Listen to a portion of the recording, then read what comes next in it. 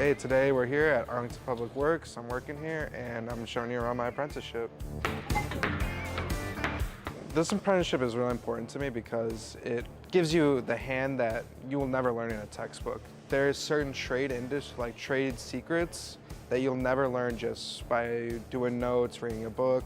But also, working here especially, I have all the guys here that are able to help me, and just, if I have a question on anything, they're always right there to help me. So that's what's just perfect about this place. There you go. I've been working really closely with Ryan the last couple months, doing all sorts of different things. In my opinion, the apprenticeships are actually a really great idea because you don't know what the job is like until you actually go out and experience it a little bit, you know, with your own two hands. You know, some people love it and some people don't like it, but it's good to kind of test it out before you're committed to it. Ryan doesn't know the trick yet. Well, we're teaching him. You use your right arm and sneak past it to the right. And if you pull it out quick enough, you can. Well, it's good for the body. You only get some on your hands. Something like this, you can't just teach someone how to take a tire off, put a tire on, dismount a tire. There's kind of some tricks you learn by actually doing it hands-on. And that's some of the most important stuff here. And he catches on pretty quick. We signed up for the District 214 Pathways program because we feel that it's important, not just for us, introduce people to what we do as Public Works so that they see that as a career in the future, but again, to introduce them to the workforce, to get them some life skills, to promote the career, especially as an automotive technician. But yeah, this is our traffic unit, so their job, they maintain all of the traffic signals, the street lights. They're also electricians. They do a lot of electrical work in our buildings and things like that. This is all the standard for all these signs, and he has the ability to build most of these here in-house. I would just like to say I really hope that we can continue this partnership because it's working out well, and I would like to be able to help influence other students in the future with their future endeavors. I just love the environment here, honestly. Just being here, coming here every day, I'm never dragging myself here to work. I'm here to learn and have a good time. And overall, the guys here give me a good experience. And I'd like to thank Arlington Heights Public Works for giving me this opportunity and being so took me in as one of them and really showed me the ropes of everything. And I really appreciate that.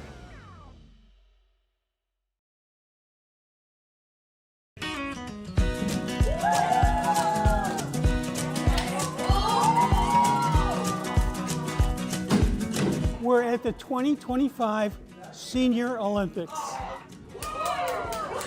So today, students from some of our LTS classes, Leadership Through Service from Elk Grove High School, came in as a field trip to do some Senior Olympics with the senior citizens. Yes, Senior Olympics, it was a blast. Oh my God, this was fantastic. Oh my God, we're back in the game, we're back in the game. We're doing a bunch of different games. My team just finished throwing footballs in bins. We're doing bags, bocce ball, and I think we're also doing Wii bowling, so that's fun. My favorite part was winning Rod. And I think to myself, what a wonderful world. Now that man he's, by the way, if you see his Wii bowling skills, whew, out of this world, okay? And he's a good coach too. This is great, us to get together and exercise, and these girls and guys that volunteered their time for the high school to help us out. Awesome, I really appreciate this. Just thank you very much, and thank you for your time and all the stuff that you do for us. I'm just having a lot of fun, and I think this is really nice, and thank you. And in first place.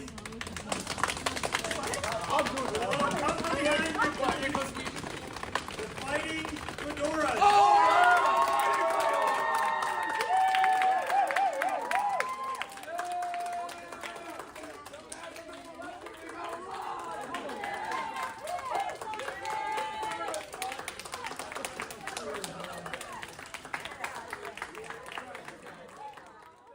A big community effort at Arlington Heights today is making Chicago proud.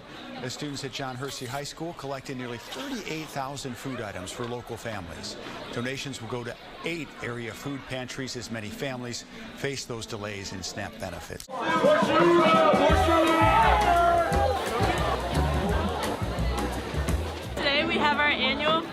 vibe, which is really exciting. The whole school is here helping out, and the vibes are really high. Over there! Yep, over there! Yes, sir!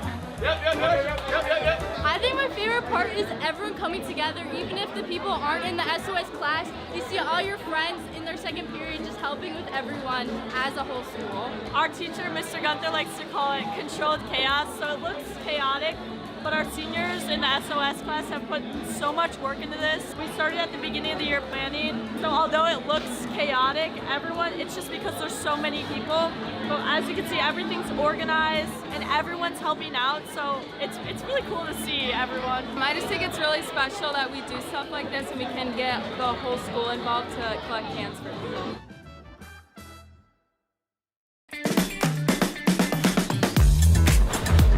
Hi, my name is Tony Rodriguez. I'm the community arborist with Oaklands, and we're working with District 214 today to plant trees all throughout your campuses. One of our main focuses when it comes to working with schools is making sure that students understand the benefits of trees and the benefits that trees have on campuses. So do y'all see this root that's coming out right here? Yeah. Notice how it's nice and thick, and it's a lot bigger than like this one that's growing out of here? Yeah. So this is what we call the first lateral root. So we want this lateral root to be right at ground level, same as the root flare. It's really cool being out here today because I'm learning a lot about what trees need to stay happy and healthy, and about how to properly create a hole that's the right size for a tree to live in, to make sure that it has a long and healthy life. This is my dance group. Whenever we're working with little kids, they love doing this part. So today we're planting 19 trees on the school campus. There's going to be a variety of trees that are native to the area. So we have swamp white oaks, we have some more ornamental service berries, and some smaller trees that are going to be going closer to the building. I wanted to do this because I wanted to help out my community, and I wanted to get some hands-on experience, especially with planting trees, because you can't really do that every day. And mostly because for FFA, this is really good practice and everything. All right, so are we done? No. Why do you think we're not done yet?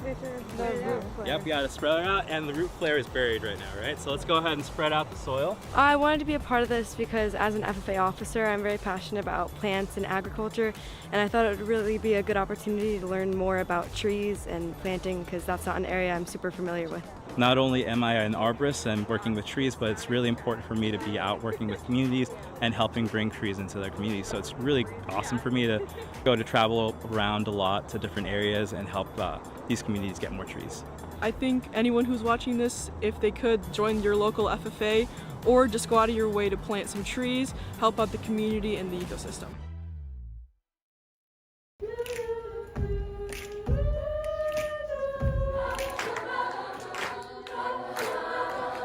Today we're here at Prospect High School, and we're going over some really good songs and stuff, because I never met any of these people, but we all just came together and we're all singing it. Mr. Music is pretty nice and stuff. He's teaching it really well.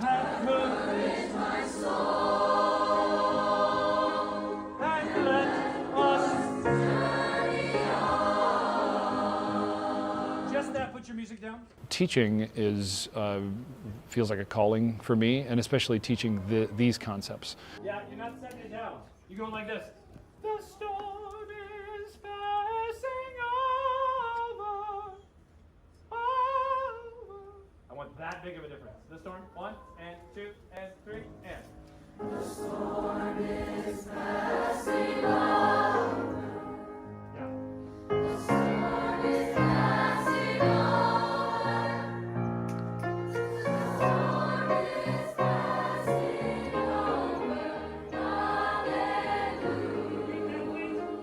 We are performing the oldest and, in my arrogant opinion, best art form and most human art form, and that we're using our human bodies to make art that only exists in the space of time. The most beautiful part of humanity is when we're all together doing something in unison, and so that was the point of today.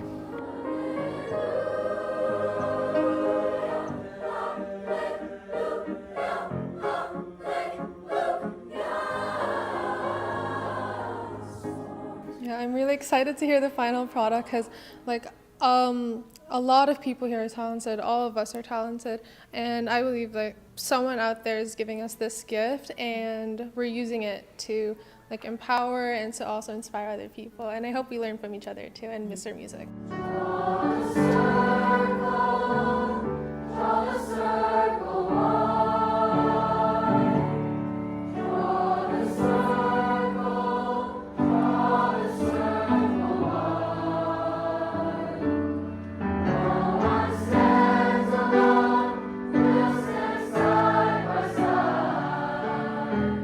Mr. Music is really particular with what he chose as a song, with songs, because he chose like songs that are really meaningful, and like for example like Draw the Circle, it's basically kind of like, it brings us together. Honestly, I really felt that earlier.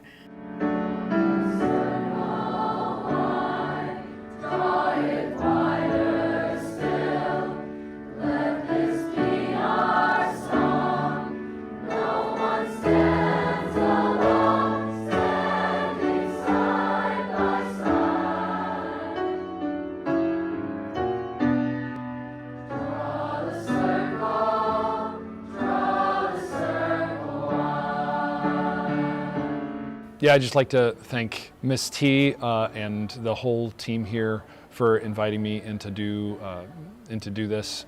Everybody from the high schools around, and I love, like I said, I'm living my dream, and so I love coming in and sharing this message of music and community with everybody, and I think it was a wonderful day.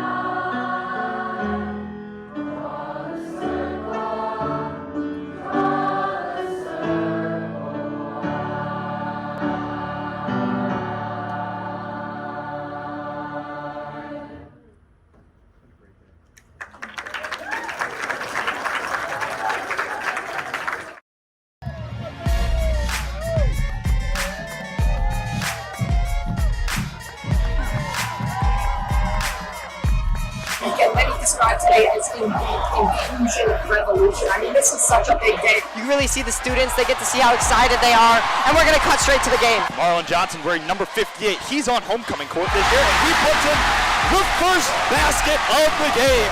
Today we have the big game. It's one of the biggest events of the year. The kids love it. It's all about fun and just friendly competition, and the kids all love it. They're going to try to give it to Alejandro, who puts it in for a basket.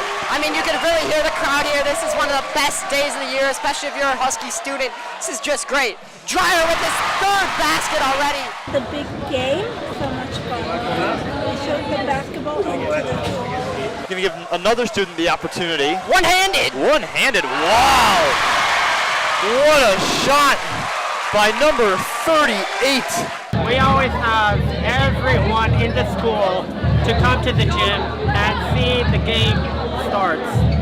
I'm excited about shooting the ball in the hoop. Jefferson Venegas curls coming down. Runs up, takes the shot, and it's in!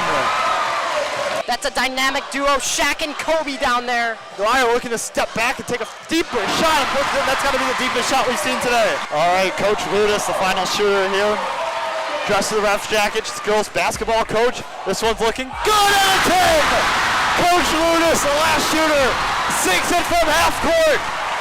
And you had to expect it. She's the basketball coach, you know. You had to expect she was the shot. Oh yeah, what a shot from Miss Ludis! It just really gets the whole school together. It's one of the big events that really pulls every student from everywhere in the building, and we all come together and support one another and enjoy each other. Yeah, an underhand toss, and it goes in. An impressive shot right there from Yin. I think the ball's going to Wilbot. Wilbot down the court, crowd on their feet. They think he can hit it from three. But go with the dribbling move. But wasting time, drawing time off the clock. He's got some fancy feet. Can he hit it? But from three. Oh, the rim. Johnson with the rebound. Just misses. Oh my God, that could have been the most insane buzzer beater in the big game history.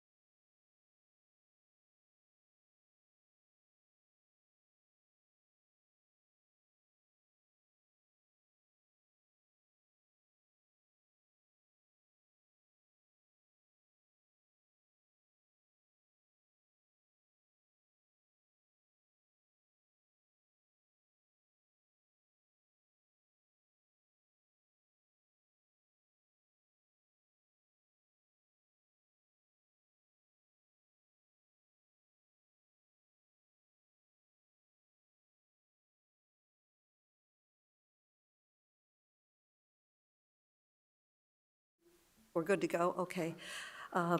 Good evening. Apologize for the 6 minutes we're late. We had a reception for Distinguished Service Award, recognizing people from around the district.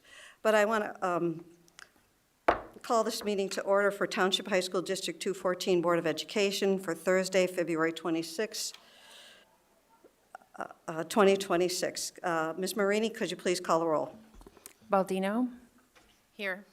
Chung. Here. Dustling. Here. Fiorito. Here. Heineman. Present. Sager. Here. Kreutzer.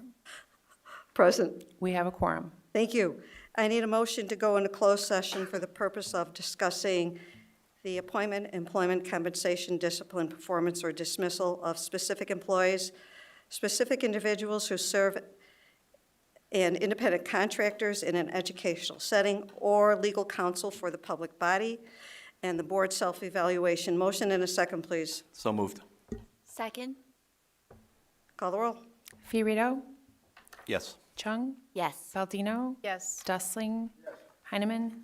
Aye. Sager. Aye. Kreutzer. Aye, we're Motion moving to carries closed 7-0. session, and we hope to be out by 7, but I don't know about that. Thank you.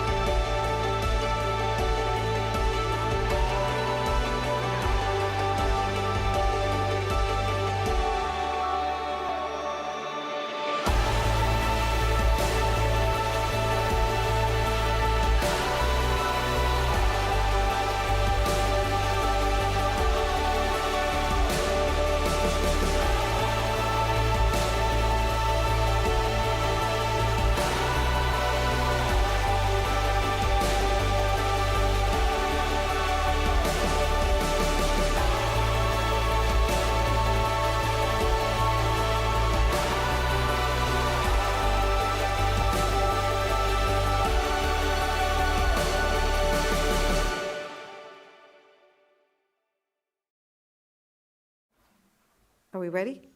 Thank you. We are back from closed session, and let me see, what do we have here? Oh, Dr. Rowe, Pledge of Allegiance. All right. It's my pleasure to introduce Mrs. Megan Kelly, the principal of Rolling Meadows High School, and our Rolling Meadows High School students to lead us in the pledge. The Student Advisory Council. Thanks so much, Dr. Rowe. It is so wonderful to be here with all of you this evening. This is my third year as principal of Rolling Meadows High School, and one of my goals since becoming the principal was to begin a student advisory. And I am so proud to bring members of my student advisory, which came to life this year, as the direct result of some prompting by one of my students standing behind me, Lucas Samuels, who interned with me over the summer, and when I told him that my goal was to start a student advisory, he said, Mrs. Kelly, it's your school now, you just gotta do it. So I did it, and they're gonna tell you a little bit about our group.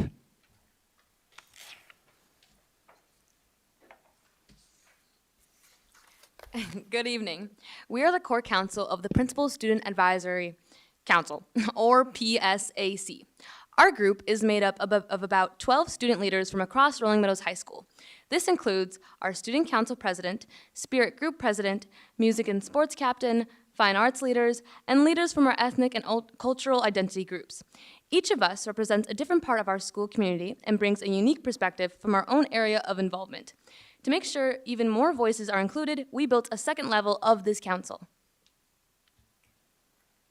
Hi, my name is Jacqueline, and that second level is our general council. It includes one student from every second block class, and we chose this structure to make sure we have a wide range of voices, including AP, honors, grade level, and English learning classes.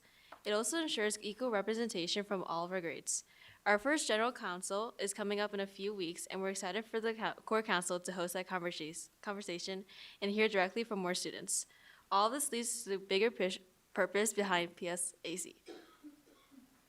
Hi, my name is Lucas Samuels, and the goal for our Principal Student Advisory Council is to give students like us a direct voice in shaping what happens at Rolling Meadows High School. Principal Kelly specifically explains that at Rolling Meadows High School, we believe that belonging and connectedness starts with listening to the people who matter most, our students. This council creates a space for student leaders to share ideas, raise questions, and help make decisions that strengthen our school's culture and sense of community. One way that we've already started doing this is through our current work. I'm Sydney, and right now we've been partnering with our school-wide We Reset Together initiative. In our core council meetings, we've shared ideas and honest feedback to help Principal Kelly strengthen her approach to cell phone usage in our school. The council also gives us the opportunity to hear the reasoning behind administrative decisions so we can share that reasoning with different groups we represent. When students are informed about why decisions are made, they are more likely to understand them and be willing to support them, strengthening our sense of connectedness. As we continue building this council, we're also looking ahead. Hi, my name is Victoria. So looking ahead, we are working on creating the foundational pillars for our school community. Our slogan is "We Run Together." We break it down the word together to present the, to define each letter with a word, to present kind of Rolling Meadows student. We strive to be here our 4-year here. We prepared to bring this to the general counseling, so entire school can help shape those defined words. Thank you for the opportunity to share what we do in Rolling Meadows High School. We are so excited where this is heading. Now please rise as we say the Pledge of Allegiance.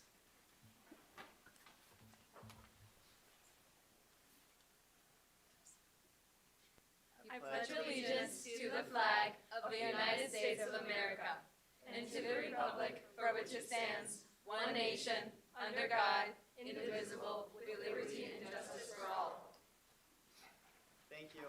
Thank you. Thank you, students.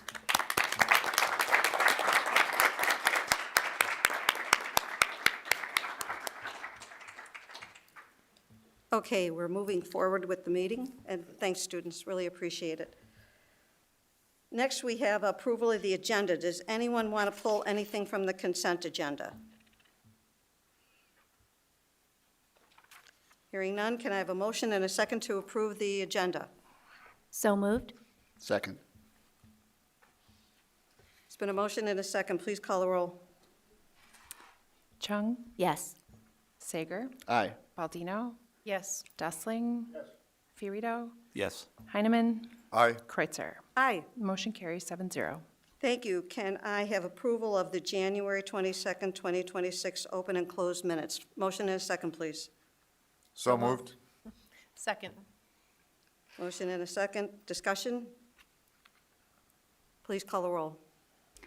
Heineman? Aye. Baldino? Yes. Chung? Yes. Dessling? Yes. Fiorito? Yes. Sager? Aye. Kreutzer? Aye. Motion carries 7-0. Thank you. Oh, I need a minute here, sorry.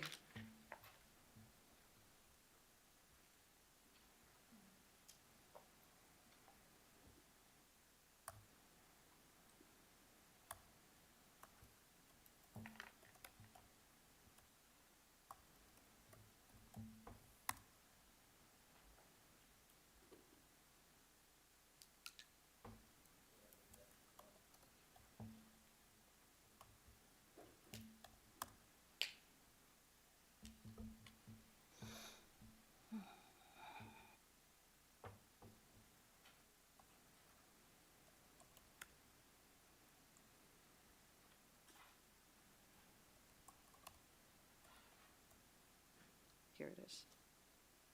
Sorry about that, folks. Okay, we are now at public comment. And I'm going to read a statement, and this is for all of the people that have signed up. Looks like 22. Okay. The Board of Education and the district value comments from the community at our meetings as well as emails. We appreciate everyone appearing before the board and treat all with courtesy and respect. The Board of Education asks each person to please limit all of their comments to 3 minutes. However, if several people want to address the board on similar topics, the board president may limit the time to 2 minutes per person. The public comments on agenda item will be the only time that the Board of Education will hear public comments during the meeting. Although comments may be made on almost any matter related to the operation of schools, comments will not be allowed identifying students or staff members. As this is the Board of Education business meeting, the board practice is not to respond to public comments, public questions or comments at this time because this is not an open-ended forum.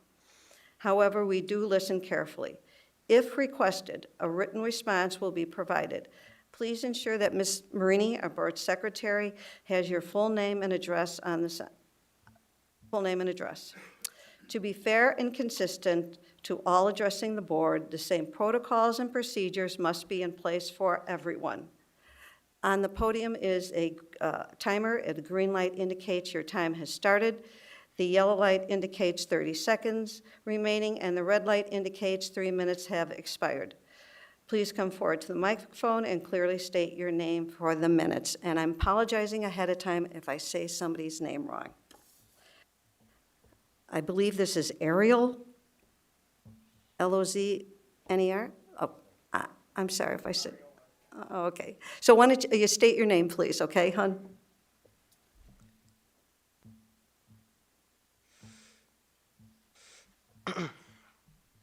Good evening. My name is Ariel Losner, and I live at 287 Kingswood Lane in Wheeling, Illinois. And first of all, I want to thank all the distinguished members of the District 214 Board of Education, as well as Superintendent Scott Rowe, and all of the administrators and staff members who are here today. And I am part of the community organization known as Hands Off Wheeling. We'll have a few other speakers who will be addressing you today, along with some other members of the Wheeling community. And all of the speakers who are part of Hands Off Wheeling are either current students or recent graduates of Wheeling High School. I myself am a product of Wheeling, and I just graduated this May. And I have my notes here on my District 214 iPad that I received as a freshman in 2021. So I'm very proud to say, once a Wildcat, always a Wildcat. 4 months ago, our community of Wheeling was under attack. ICE and CBP agents posed an active and daily threat to our safety, regardless of legal status. Masked agents detained residents of the community at random, including U.S. citizens. Businesses, churches, and other community centers were forced to close. And when ICE agents crossed the line and attempted to use a fire station for their ends, which was public property, that was the last straw. Along with the Wheeling community, we united on November 3rd of last year to pass a resolution in Village Hall to block ICE from public village property. But most relevant today are obviously our schools, but they also came under attack. At 2:45 p.m. on November 3rd, 2 individuals were abducted across the street from Wheeling High School on Elmhurst Road, making parents afraid to take their kids from school and our students afraid to go to school. And there was another incident where ICE was again parked across the street from Wheeling. So with 63% of the student population at Wheeling High School identifying as Hispanic, students, staff, and teachers alike were unnerved by the depravity and impunity of our government.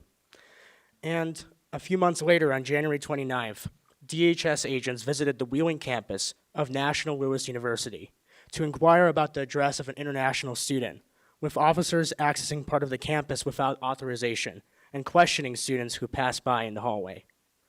So let me be clear with all of these incidents. When ICE and CBP return to our area in force, they will again make our schools and institutions of learning unsafe. And ICE isn't gone from the area just because we don't see it in the news anymore. They are still here. Our community is still under attack.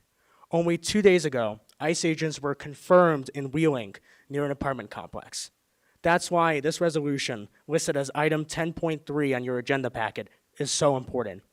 It not only protects our schools by limiting cooperation with the government and establishing ICE-free zones at our schools, but it makes our community as a whole safer because they know that the district supports them.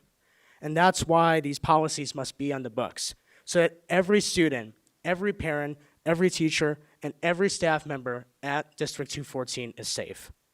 So to repeat what I said in front of the village board in November, this is not about politics, it's about safety. And if any of us are unsafe, then all of us are unsafe. Thank you. Thank you.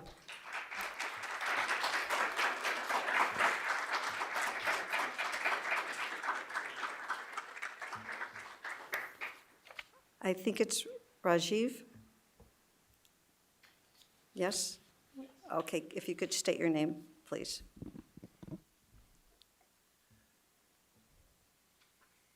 My name is Rajiv Venkatraman, a junior at Wheeling High School, but most importantly today, an immigrant. My parents immigrated to America for the same values of our forefathers: life, liberty, and the pursuit of happiness. They sought out a better life, not only for themselves, but for their 3-year-old son. I see the very same tenets of the American dream and the American pursuit in every person here today. Yet today, that boy wakes up every morning in fear. Fear over ICE rampaging through his neighborhoods. Fear that one day his face will appear in a news article, not as a person, but as another statistic of ICE's brutality. All across America, millions of immigrants, legal or not, face that very same paralyzing fear.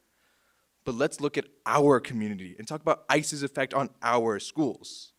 As a student, the conversations about ICE made in my school make one thing very clear. ICE is terrifying. Students have been forced to get rides from others. Students don't feel safe walking home. Students have even brought their passports to school, all out of fear. As a member of the school board, as a fellow American, as a human being, you can end that fear. Students must be allowed to continue their education without the fear of deportation under an already established gang of untrained, armed thugs. This resolution reinforces that ICE will be kept out of our school grounds, giving students protection against ICE. End our students' fear. Protect our students, and vote yes on Resolution 103. Thank you. Rosalind? Rosalind, I think you need to move the microphone down. Okay, and say your name, okay? There we go. Good evening, members of the school board. My name is Rosalind Cruz, and I want to start off by thanking you guys for your time and for serving our community. I am part of Hands Off Wheeling, and I also proudly graduated from Wheeling High School last spring. I'm here to talk about the fear that ICE has instilled in our students across the district. Students aren't just carrying their iPads and their books to class anymore. They're carrying the weight of worry and anxiety with them everywhere they go. Freshmen who, instead of adjusting to new classes, are now adjusting to the fear that they might not go home to their families. Sophomores who, instead of building on their social circles and after-school activities, are building action plans with families in case they ever get separated. Juniors who, instead of writing college essays, are writing on poster boards, protesting out of fear that them or their families will be targeted next. And seniors, instead of planning graduation parties and celebrating crossing the finish line, are worried that there's not going to be anyone there to see them cross the stage at all. For 4 years, Wheeling served as a safe space for me. It allowed me to express myself, to gain new insight on who I was as an individual. I was able to connect with community members, staff, and students, and where I decided that I wanted to gain a higher education and go to college. We all want students to do well in school. We want them to join activities, to go to clubs, to join sports. But what happens when a student is on their way to practice and they get taken? What happens when a student spends day and night on an essay or a project and they can't even make it to their first period? I'm asking you to act not only out of urgency, but out of kindness, empathy, and understanding. Thank you. Thank you. Donovan? Thanks. Your first name? Connor. Welcome, Connor. Good afternoon, members of the board. My name is Connor Donovan, and I'm a junior at Wheeling High School. I'm here for the same reason as many others today. I've seen the atrocities ICE has committed in this community and around the country, and I couldn't stay silent about them. The supporters of ICE would have us believe that somehow ICE is enforcing the law or protecting Americans by operating on our school campuses. But ICE wasn't enforcing the law when they murdered Silverio Villegas Gonzalez in Franklin Park after he dropped his children off at school. It wasn't law and order when ICE murdered Keith Porter in Los Angeles and left Renee Good to bleed out in her car. And it wasn't justice when ICE executed Alex Preddy for the crime of helping a woman they attacked. And when last year alone, more than 32 people died in ICE custody. And they weren't protecting Americans when they rampaged through our streets, brought destruction and terror to our communities, and unleashed chaos on our country. As a board, you have the responsibility to ensure that every student and parent in District 214 is safe. As Americans, you have a responsibility to stand up to injustice and tyranny wherever it occurs. And as human beings, you have a responsibility to do your part in the fight against ICE's atrocities. Every student has a right to feel safe outside of their own school, to know that armed, masked, untrained agents won't threaten them and their friends for the language they speak, the place they were born, or the color of their skin. Every parent has a right to know that they won't be harassed or abducted by federal agents when they drop their children off at school, and to know that the community they raise their children in is one that welcomes everybody. This resolution is the first step of many towards making that a reality, and I know that you will make the right choice today. Thank you. Thank you. Sophia? Sophia Herrera, go ahead.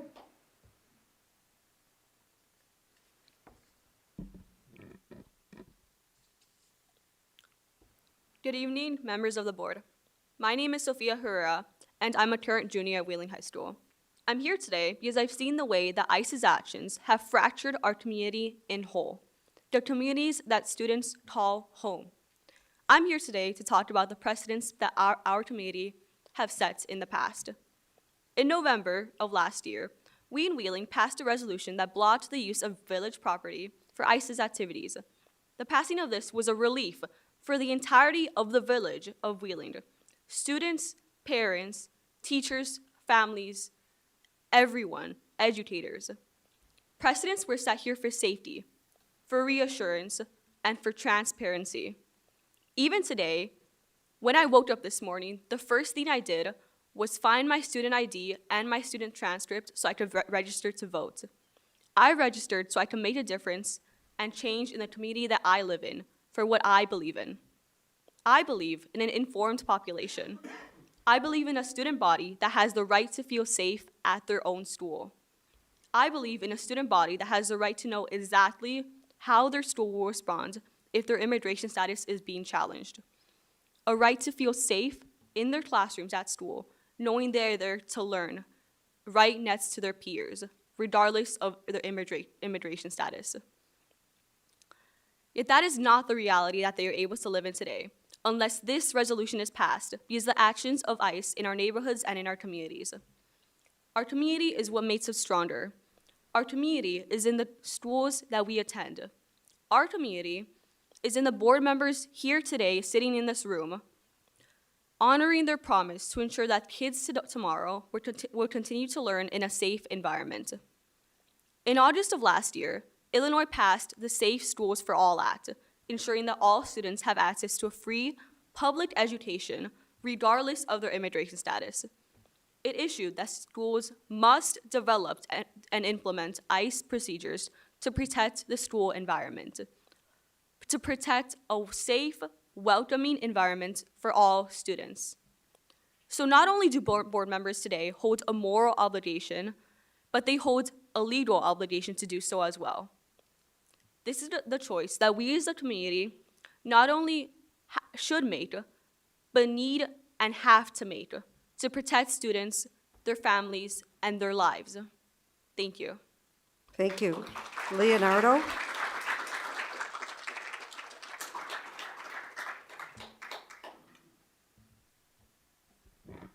Good evening, esteemed members of the board. Addressing you this evening is Leonardo Mora. I'm a proud member of the Hispanic community and a current senior of Wheeling High School. And tonight, I want to really talk about the future. Because yes, we can spend hours dividing ourselves and focusing on what stands between us. It is my firm belief that we should instead focus on what stands before us. And what stands before us is the opportunity to put our future first. And that future rests right in our students. And that is the bright students of District 214 and around the community who will inherit the world that we're left with.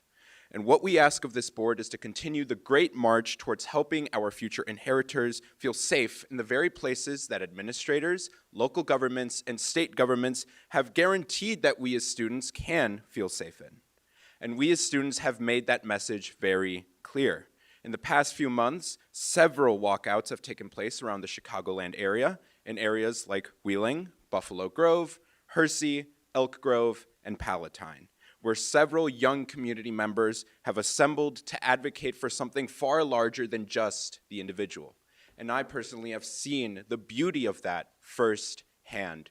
The sheer amount of young members who have come out of their schools to advocate for such change has been inspiring and really makes me feel confident about our future. Students want to feel secure on their walks to and from school and having their parents pick them up.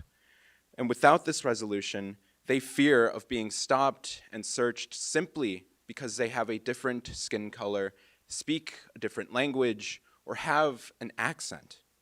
There is a crucial choice to be made, and it is in the hands of this board. And we implore all of you to choose to secure the future by making sure its inheritors feel secure in its institutions of education. And it's this resolution that works towards that very goal.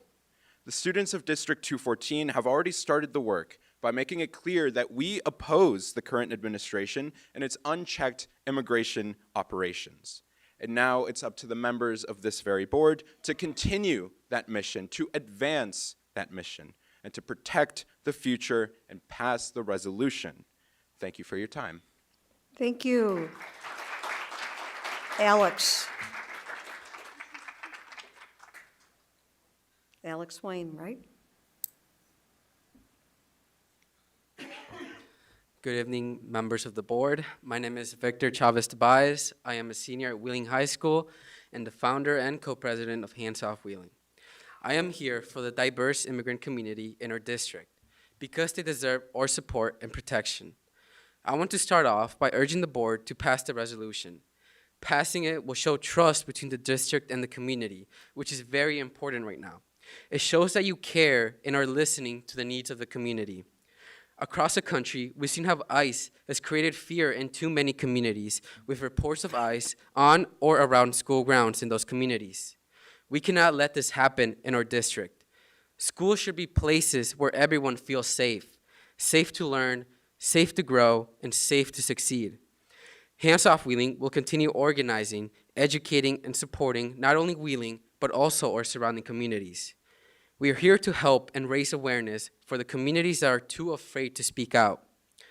And to every student listening, don't be afraid to use your voice and stand up for your neighbors. The only way we can make change is by coming together like we are today and speaking up for what's right. As Bad Bunny said, the only thing more powerful than hate is love. Thank you all for your time, and show the community which side of history you're on. Thank you. Alex. Alex Wayne.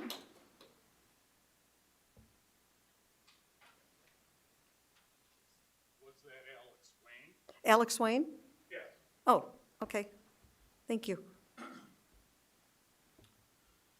Good evening. I come to you not as a student and under a matter that is certainly less immediate and fraught and emotional, but more of long-term fiscal planning. I'm a District 214 alum, and I think this is something this board should be working in concert with District 211 and whomever gets elected as Cook County Board President. Simply because the way I last checked, the way it was taught to me in the schools, is that property taxes, residential and business and industrial, are basically the engine of what funds the schools. Now, that brings me to the property that used to be known as Arlington Park. It should be something, I should like to think, would be of concern to this school district, District 211, and Cook County as a whole, because there will be a very definite ripple effect by whomever occupies that property in the near future. And it really shouldn't be just left up to one village. It should involve a multi-level degree of planning for long-term funding, as far as also the infrastructure, the travel that exists going there in the Metro Rail line, and the amount of business to be generated, and therefore the amount of taxes that would therefore be funding the schools. So I will not belabor the point. I just wish to raise it for everyone's mind as a former student of District 214 and as an individual that does own property in the area and feels concerned about its long-term future. My statements were not nearly as immediate as the previous speakers, but I still hope for your consideration. Thank you. Thank you. Pam Nelson.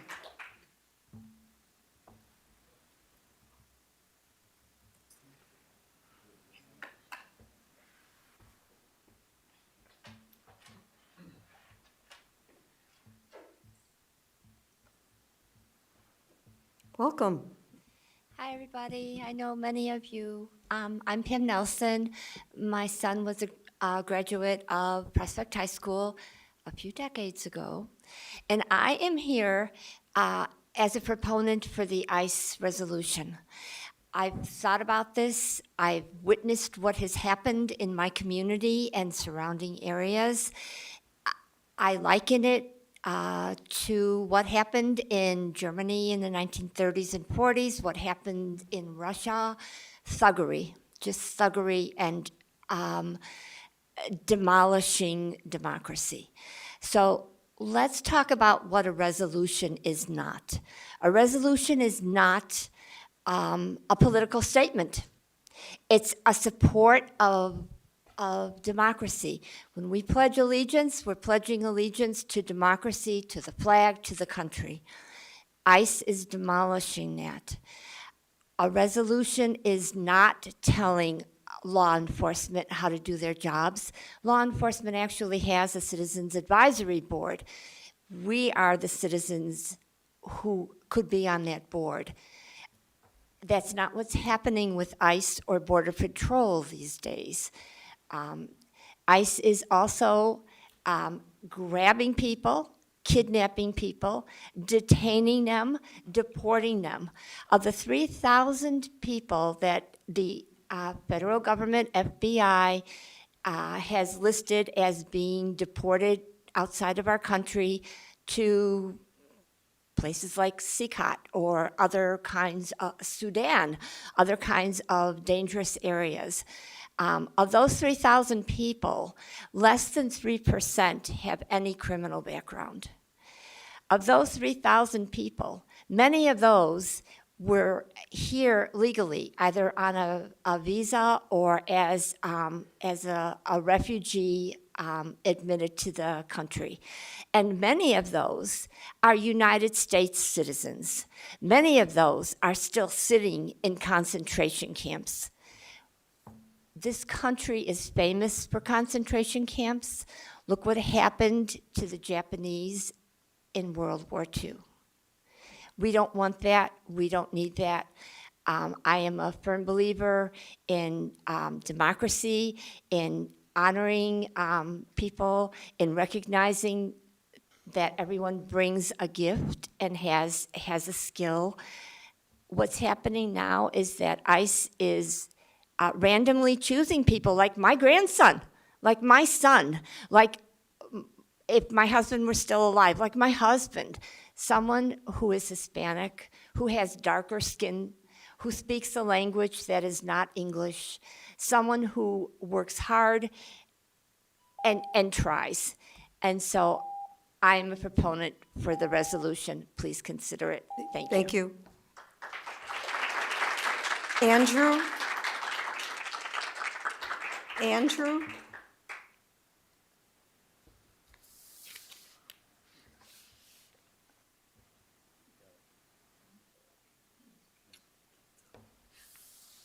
Can you state your name, Andrew, please?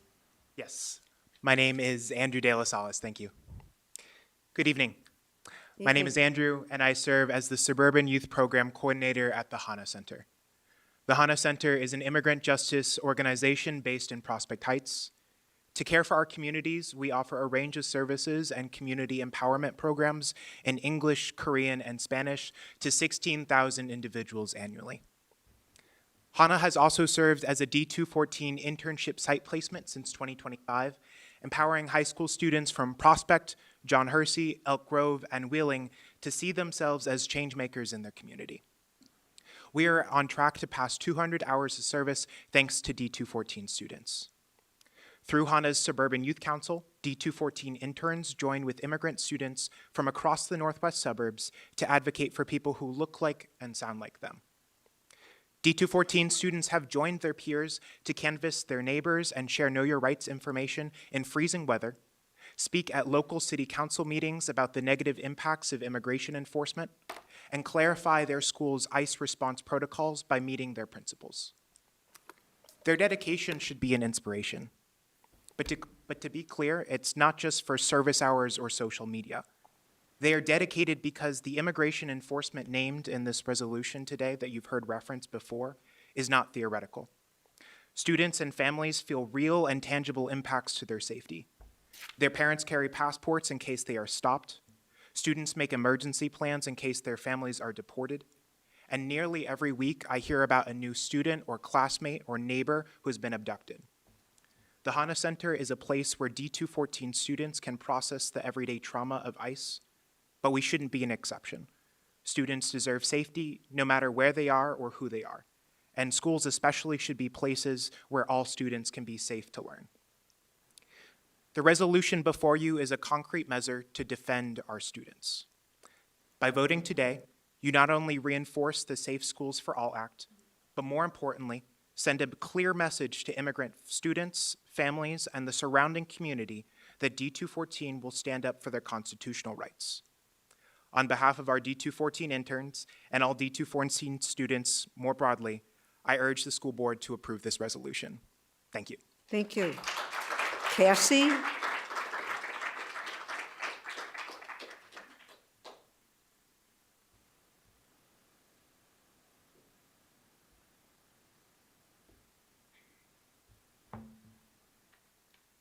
Good evening. Hi, my name is Cassie Mrowicki, and I'm actually going to read a letter from my daughter Megan Mrowicki. We're both community members of District 214. My name is Megan Mrowicki, and I had the privilege of playing for the previous Hersey athletic director for 3 years during my time at Hersey. Without hesitation, I can say that she is the most influential person in my life and the person who has shaped me into who I am today. Sorry. To me, she was never just my basketball coach. She was a mentor and a role model, an advocate, and a constant source of strength. She believed in me long before I ever believed in myself. She saw my potential, pushed me to reach it, and supported me every step of the way. Because of her, I learned what it means to work hard, hold myself accountable, lead with integrity, and carry myself with confidence. She leads with strength, compassion, and unwavering character. She demands excellence out of genuine care and wants her athletes to succeed far beyond the court or the field. Under her leadership, we were taught discipline, resilience, respect, and perseverance. The lessons she taught me continue to guide me today as a Division I student athlete. From my freshman year through graduation and after I left Hersey, she has remained someone I can always rely on. She is consistently present, supportive, and invested in my growth. She created a culture where athletes felt safe, valued, and empowered. Every player knew that that she had their back and truly cared about their well-being. During some of the most challenging moments of my life, she never stopped believing in me. When I doubted myself, she reminded me of my strength. When things felt overwhelming, she stood by me. Her encouragement and faith in me helped me persevere and grow stronger. I truly would not be the person or athlete I am today without her influence. For many athletes at Hersey, she is more than an administrator or a coach. She's a constant presence of support, stability, and guidance. She is someone students turn to for advice, reassurance, and encouragement. She has positively shaped the lives of countless young people, often in ways that go far beyond what is visible on the surface. The respect and trust she has earned from athletes, families, colleagues speaks volumes about her character. She has dedicated herself wholeheartedly to this community and has poured her heart into serving Hersey students. Her impact cannot be replaced, and her continued presence is invaluable to the students who rely on her every day. Thank you for taking the time to listen. I will forever be grateful for the role she has played in my life, and I hope my words reflect the deep and lasting impact she has had on me and so many others. Sincerely, Megan Mrowicki, former student athlete. Thank you. Thank you. Marcella? Marcella?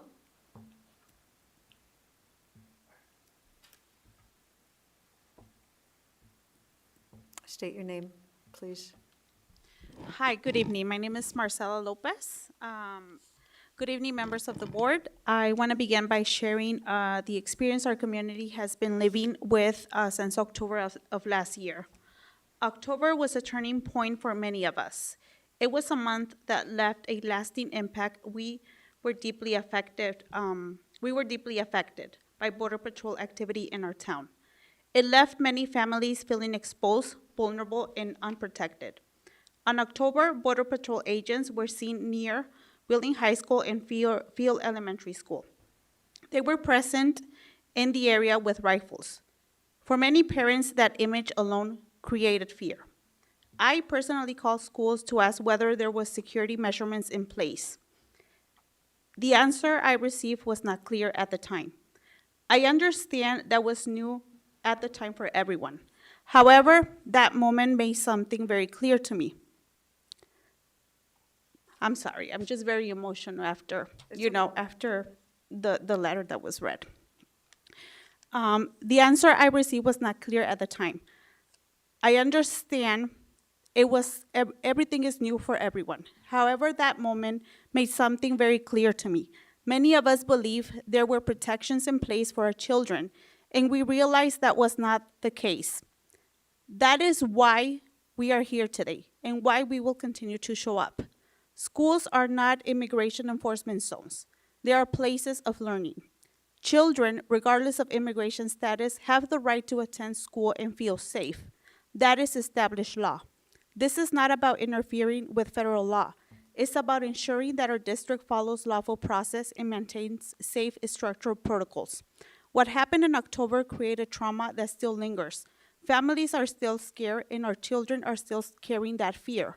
We often say schools are safe spaces. I'm asking you to make that statement real. Thank you. Thank you. Jen?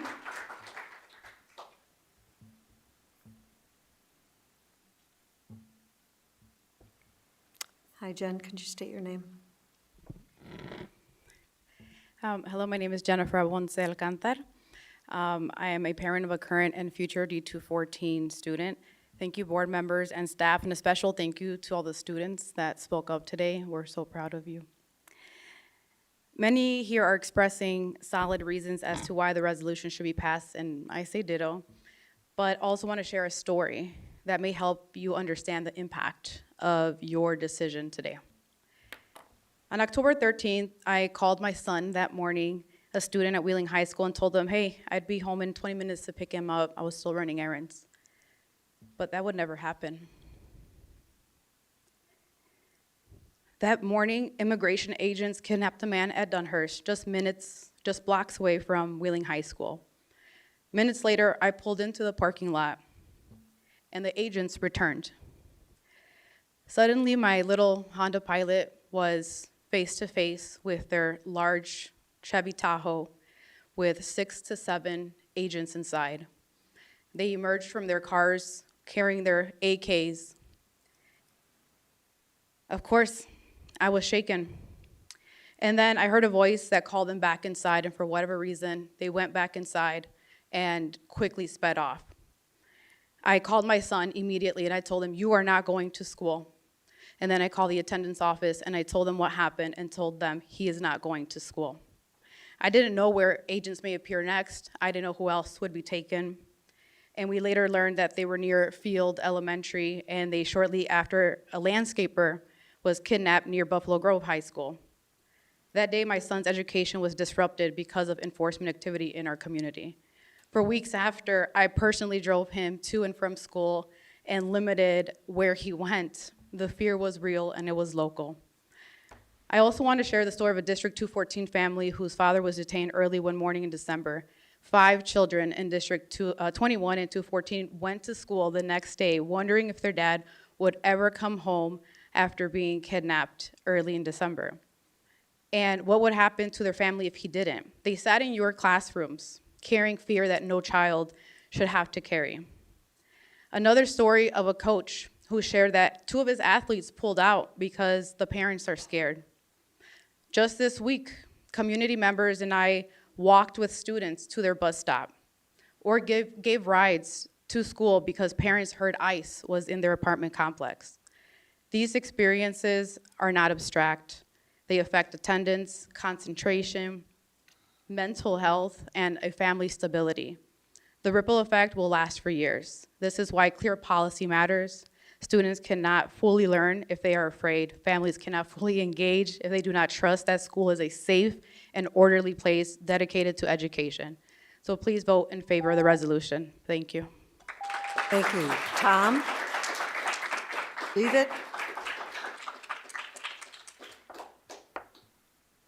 Tom?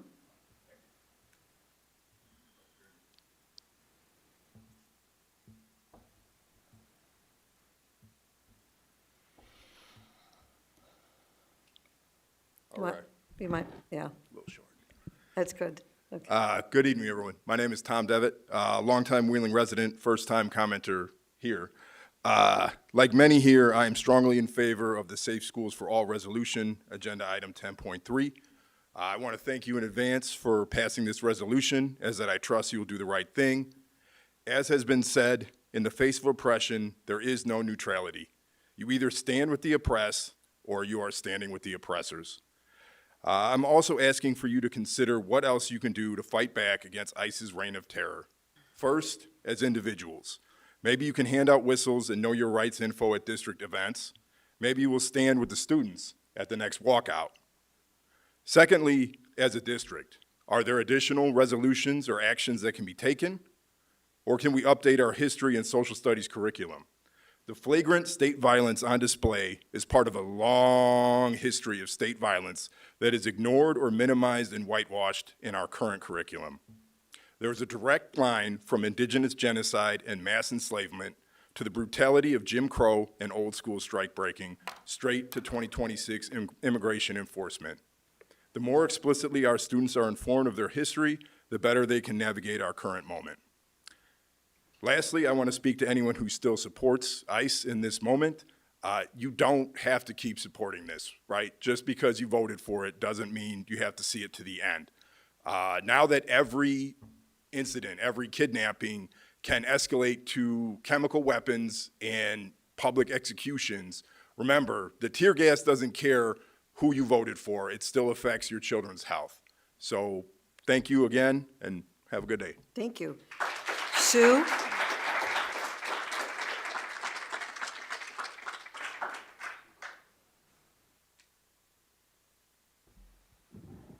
Sue Stolzer, Hersey grad, Hersey parent.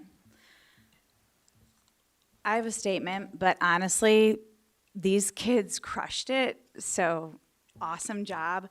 Everyone else did a great job, like really. I have every faith that you guys will do the right thing and pass this resolution.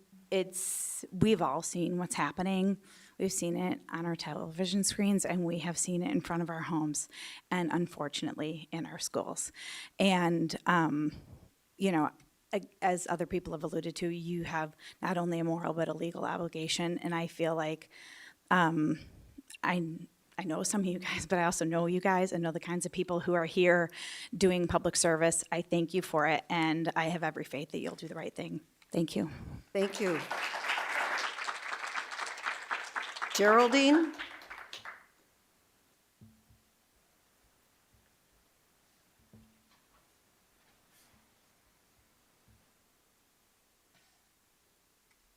Go ahead.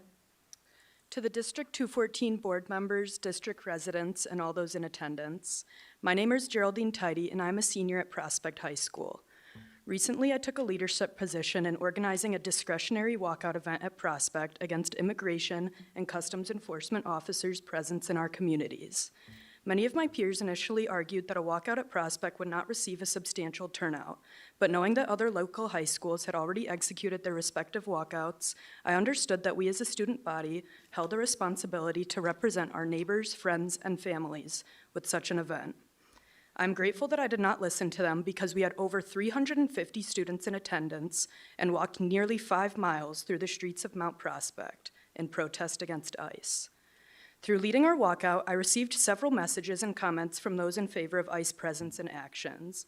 Many of these responses were both immature and uninformed, representing a considerable lack in knowledge over the effects that ICE has caused, both nationally and locally.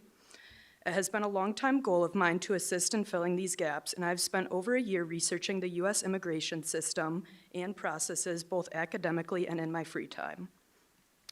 The American Immigration Council provided research on the impacts of ICE detentions in children and adolescents. The risk of mental health issues such as anxiety, depression, and PTSD increase following detainments and deportations of parents. From an educational point of view, detentions of family members leads to increased attendance issues among students, as well as contributing to educational shortcomings in subjects such as mathematics. These statistics are not just pieces of information used to scare you. They are real and present within our communities. A very close friend of mine was forced to graduate early following the detention of one of their parents by ICE last October. This was not a choice they wanted to make. This was not a choice that set them up for a successful life. This was not a choice that allowed them to pursue their further education. This was a choice they were forced to make by a country that promised them freedom, equality, and opportunity. This is unfortunately not a unique experience. Nearly 5 million U.S. citizen children live with at least one undocumented parent.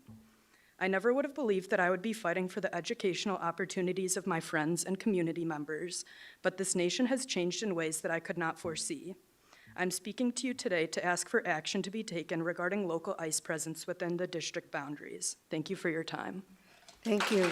Lee Bennett.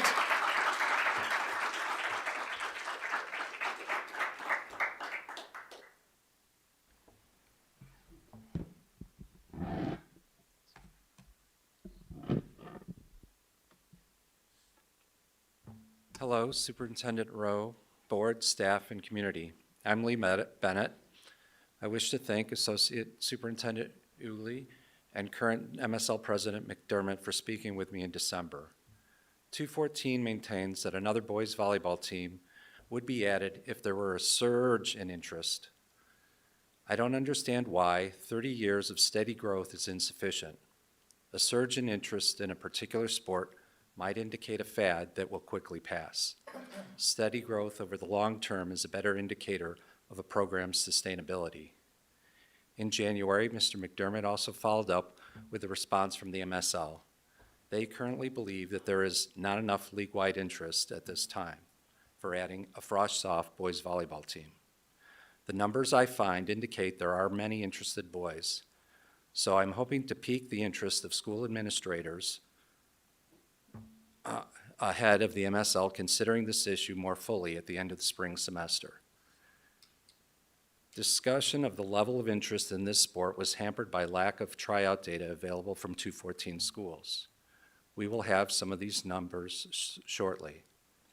As your administrators point out, the quality and not just quantity of players trying out matters. Volleyball is one of 3 team sports where middle schools provide training, so we can expect a higher skill in volleyball than other offerings. Next year's entering freshmen will be the first class where all public school boys have been able to play for their 7th and 8th grade teams. How can it be that our high schools are unable to field 1 team per grade when much smaller middle schools can? Even much smaller parochial schools in our area field boys volleyball teams. This includes schools being closed down due to limited enrollment. The MSL leadership also points out that individual schools are free to add boys volleyball teams. MSL adoption would simplify scheduling matches for Frosh-Soft teams, but such teams can already compete against corresponding teams from the North Suburban and Central Suburban leagues that border ours, as well as compete with other area freshman teams. Some schools leading the way makes this change more likely for the league. I urge conference schools that have interested boys and accommodating administrators to add a Frosh-Soft volleyball team. Thank you very much. Thank you. Gabriel? The initial K and then Gabriel?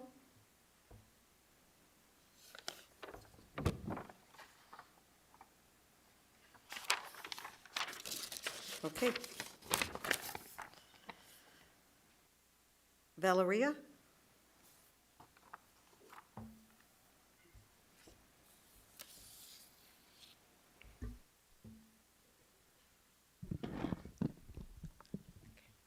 Good afternoon. My name is Valeria Sofia Benitez, and I'm a student from John Hersey High School. I appreciate the opportunity to address my concern, and I never shy away from confronting my problems, especially when it comes to being against ICE. ICE is a constant stress running through my mind. My small little world has been flipped upside down, seeing people who look like me, speak like me, think like me, run away in pure fear from masked individuals who are supposedly holding up the law. My parents are not aliens, nor are my aunts, uncles, cousins, or grandparents. Sorry. During every school day, during every class, during every minute. Sorry. You know what? You can take a second, okay?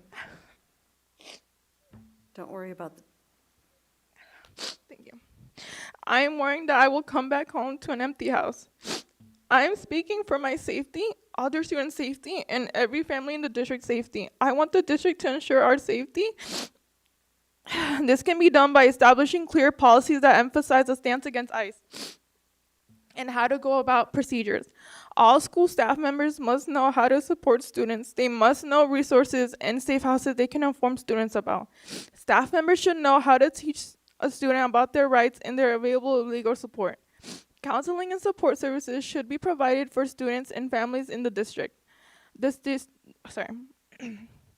district should advocate that their schools are a safe zone. To add on, there should be a system for families to announce their concerns or incidents related to immigration reinforcement. Not only would I be at ease, but as well as thousands of individuals in the district. As a proud 200%er, I want to finish off high school strong without a single worry about my safety. Allow me to stand for the Pledge of Allegiance. Allow me to stand for the Pledge of Allegiance as liberty and justice for all, regardless of your background. I'm tired of being angry. Silence is no longer a choice. This isn't political anymore. Thank you for your time. Thank you. Angela?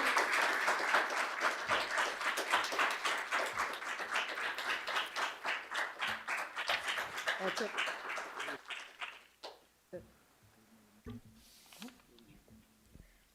Hello, my name is Ayeli Garcia. I'm a 17-year-old high school student that attends John Hersey High School. Today, I show up because I think it's important to speak up. Staying silent is accepting the problem that is going on. I want to speak up about the problem going. I am a proud Hispanic who wants to help make a change in this society. ICE has been a topic for the last few months, something very scary. I know many of my classmates and friends are afraid that ICE will come to our school, which is unfortunate, as we should be able to come to our schools, be able to learn and focus on our education. But in times like these, students' minds are everywhere but in their studies. As we have seen, many schools in the district have had a walkout: Hersey, Wheeling, Prospect, Buffalo Grove, and Rolling Meadows. It makes me feel proud that students are speaking up, and not only that, it makes me feel like I matter, my family matters, and my Hispanic community matters. Students are walking out to teach a lesson to the world when we should be the ones learning lessons at school. I want to ask you guys to acknowledge the problem going on. I want to be a teacher, a Spanish teacher exactly, to show other Hispanic students to be proud of who they are. Please allow me to be able to go to school feeling safe and making my dream of being a teacher come true. Thank you. Thank you. Okay, that ends public comments, and we will move on with the meeting. Let's see. Superintendent report, please. All right. Thank you. Before I begin, as an educator, regardless of the message that you gave to our students, I thought that you handled yourselves extremely eloquently, and I would just commend you for being brave enough to speak your mind and speak up. And you did a wonderful job, and your preparation was strong, and I appreciate you. Tonight I'm going to be very brief. I've got a couple of updates and some celebrations I'd like to share of some really good work that's gone on in the district. And I want to begin with something that not many educators or school systems really talking about, and it's an opportunity, a missed opportunity in my opinion, on Medicaid reimbursement. School districts are able to request reimbursement from the government for Medicaid expenses. These are our special education services, meetings our social workers are having with students, but it's also newly added that counseling is able to be added to that. So when Mrs. Kendrick started her role, I met with her and said, there's an opportunity here that I don't believe that we are capitalizing on. I charged her with investigating this, and I believe you guys have a slide of the progress that she has made. And in partnering with School Medicaid Consulting, the growth in revenue that they have brought back into the district that otherwise would have just been left on the table is $1.6 million in the last 3 years. And I just wanted to bring this as this is an example of the quiet work that's happening behind the scenes to ensure that our district has everything we possibly can to serve our students and every resource where it belongs. And I just wanted to commend Mrs. Kendrick for her work and thank her for the dedication to elevating our game in this area. This is also in partnership with our fiscal office. So, Dr. Adway, you weren't here at the time when we began the work, but I know that the partnership in special education and fiscal, sometimes it can be a rocky one, but ours is not, and I'm extremely proud of that partnership and what's going on. So thank you, Kara. Doing a great job. Appreciate it. Absolutely. Well done. The next topic is transportation services, and normally Dr. Adaway would talk about this, but this is just an FYI. Our contract is set to sunset at the end of this school year with Grand Prairie. And people won't know this, but Grand Prairie was recently acquired by First Student, a mega transportation firm. So as we began those negotiations to hopefully extending that contract, as we've been actually very satisfied with Grand Prairie as a partner in the district, First Student came to us with a 13% increase in cost. And that 13% was then 6% additional percent was added to that because of work we have done internally. You may remember last year I came to you with a celebration that we have increased the use of internal shuttles. We have maximized the use of our activity buses. And therefore, what that actually turned into reducing the number of buses that we were using because many of those buses were either empty or underutilized, to the tune of $4 million in annual savings that the district was realizing. And as First Student was looking to become a new partner, they thought we were going to recapitalize that 6% because they were going to lose the $4 million. So we believe that was dissatisfied, to say the least. But what I'm here to share with you is Dr. Adaway is in the process of going out to bid to see what the market holds. Of course, there's risk with that. However, an 18% increase in 1 year is a risk that is worth taking because we don't believe that First Student has approached the conversation in good faith, and we want to take it, share publicly, and I hope that every bus company in the Chicago suburbs comes looking for a really good partner with 12,000 students, many of whom use our transportation services. So you can expect an update on that in the coming months. The next is another slide. It's another celebration. Last week, or 2 weeks ago actually, Dr. Winkleman and I participated in the big game at Barrington, where our Special Olympics basketball game, and we had a little fun with the superintendent challenge of a basketball shootout. No one actually made a basket, for the record, but it was a lot of fun, and I attempted a shot with a helmet. I had blindfolded, spin around 3 times. But most importantly is District 214 won, and Dr. Winkleman had to show up to his most recent board meeting in a District 214 Special Olympics jersey. So shout out to him for being a good sport, and thank you. We look forward to carrying that tradition, and we'll keep it going when we host next year. So thanks for that. And then two quick things finally is earlier this week in this very room, we had an IT pathway reboot. So Dr. Lopez and Dr. Hubbard and their teams put together panels of workforce in information technology. Our IT pathways existed for over a decade. And as you know, in technology, things change very, very fast. And as I was talking with Kelly in the prior celebration, AI has rocked the education world. And even if we thought we were caught up, we're nowhere near the front of the line. But what we want to do is reboot our pathway to prepare our students for what the information technology world of work will look like. So we held a day for our counselors and some of our business teachers to learn. We actually had the U.S. Department, Google's education leader for North America participated as a panelist, as well as some local professionals on the skills that they're looking for our graduates to possess. And we're working to then work backwards to rebuild that pathway and modernize it. So I just wanted to commend their work and looking forward to that work taking place as we reboot, pun intended, as Laz said the other day, the IT pathway. And then finally is something that took place today that was the first of its kind in the nation, which was, some of our students actually mentioned it, with an early voting event. The partnership with the Cook County, Cook County Clerk's Office, we held an event about a month or so ago, 6 weeks ago, where we trained 30 or so students who would be election judges in our schools. And so today was the first of its kind in the nation, which is pretty remarkable. But all of our students who will be 18 before the November election had the opportunity to register to vote and cast their ballot in the primary election, as well as all of our staff members having a very convenient way for them to vote on campus today. So we're very proud to be a part of that, and I'd like to commend Tom Smith at Hersey for leading the charge with our social studies division heads, and then all of our social studies and world language division heads for collaborating to make that possible. Thank you.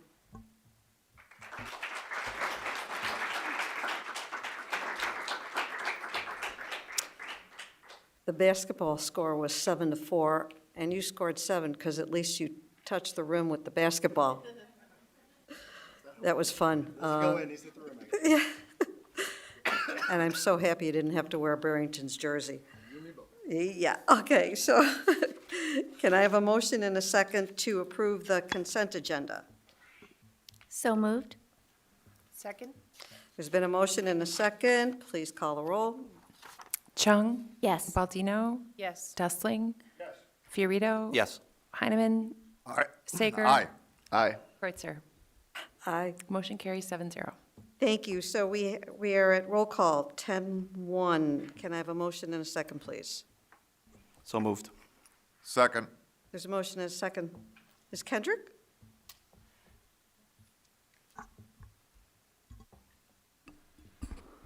I'm going to have Katie Druger come up from the Academy and Life. Okay.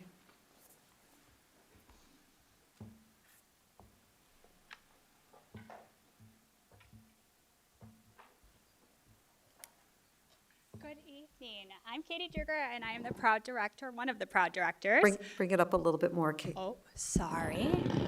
Oh, I know. How's that? Good evening. My name is Katie Druger, and I am one of the proud directors of the specialized schools, specifically supporting the Life and the Academy programs. Tonight, I'm here to discuss with you or share with you some updates we'd like to make to the Life program. And so, oh, thanks, Jason.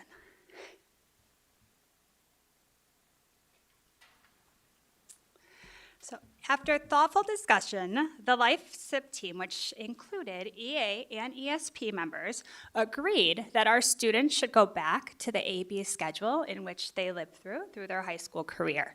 This AB schedule is very impactful on our students. Our A day, which would consist of our life and community skills, it would be dedicated to those functional skills and the community-based instruction, an entire day based on that. Then, on the opposite day, our students would go to their vocational sites. Right now, we partner with lots of different community agencies where our students go and will learn valuable skills in order to hold a job or a part-time employment after they leave us. But they only do that for a short amount of time right now. And so with this change, our students would get to spend more time in each setting. With this change, our students, though, would not lose their case manager or any related service time in which they receive right now. That would all still stay put within our scheduling. So we're looking at this change because we did pilot it during ESY last school year, last summer, and the connections that our students made were remarkable with the extended time that they were able to spend on instruction and vocational sites. We saw students making these connections faster than we have seen during the school year. They were able to create a grocery list, ride the Pace bus to Jewel's, shop for their items, come back, and then make the meal. Right now, during our school year, our students do this probably over a 3-day period, which you can imagine for a student with a mild to severe intellectual disability, making that connection over days is extremely hard. So if we can do that in one day, That would be remarkable for them. With this increase in time as well, our students can spend longer times at their vocational sites. Right now, our students go to the classroom in the morning and work in the afternoon. And depending on transportation, our students are at a work site from 1.5 hours to 2 hours. If we make this change, or when we make this change to the AB schedule, our students are going to be able to be at work for over 3.5 hours, emulating what a part-time job would look like, which is our biggest goal when they leave us, is to get that part-time employment, whether it's supported or unsupported. So tonight, I am requesting your approval to shorten the Life Day by 20 minutes. And throughout our SIP conversations, one of our top priorities is to make sure our students have meaningful programming. And an ongoing concern in life is the unstructured time throughout our students' day. And right now, our students have roughly about 500 minutes in a week of unstructured time. Now, what does unstructured time look like? That's lunch, there's leisure, there's workout time, there is socialization time for our students. But the 20-minute proposal that we're asking is to decrease that unstructured time. This 20 minutes would not decrease their face-to-face time with a teacher and face-to-face time that their peers in other programs or in the comprehensives have with a teacher. They still would have that same instructional benefit and time with their special education teacher. So by decreasing 20 minutes, we would see authentic preparation for our students for the future. So as I talked about, we want our students to have meaningful participation and meaningful experiences one day to leave us and have that part-time job. So in order to decrease, we can make sure that their day here has that. We also look at our students when they leave us, they go to day programs. And if you're familiar with day programs, on average, they're about 5.5 hours a day that students can get support from outside agencies. 5.5 hours, again, is that average. There are some programs that are 5 hours, there are programs that are 6. Our students currently are with us for over 6.5 hours, not including transportation. So we're trying to help our families and our students realize what life is like after they leave life. You're not going to have over 6.5 hours of support, but also, how do you fill your time? Another benefit of this decrease would help us with the dysregulation sometimes that we see in students in the unstructured setting. And so a lot of our students struggle from moving from place to place, and then what do we do with our time? How do I fill this 40-minute lunch in this cafeteria when I don't know what to do? So we see dysregulation. Of course we're teaching those skills. Of course we're trying to help them learn how do we manage it, but what student has over 60 minutes in a day of unstructured time? The last piece that would benefit and help us with the 20-minute reduction is to ensure that we're in compliance with the EA contract. Right now, life teachers teach about 60 minutes over what their colleagues do in the comprehensive. So again, decreasing that 20 minutes would help our teachers. Still, again, our students would be in the contractual or the same face-to-face minutes that their general ed peers or special ed peers in the comprehensive have, but it'd bring our teachers into contractual compliance as well. Through all of this, we gained parent input. One of our top pieces was sending our parents a survey.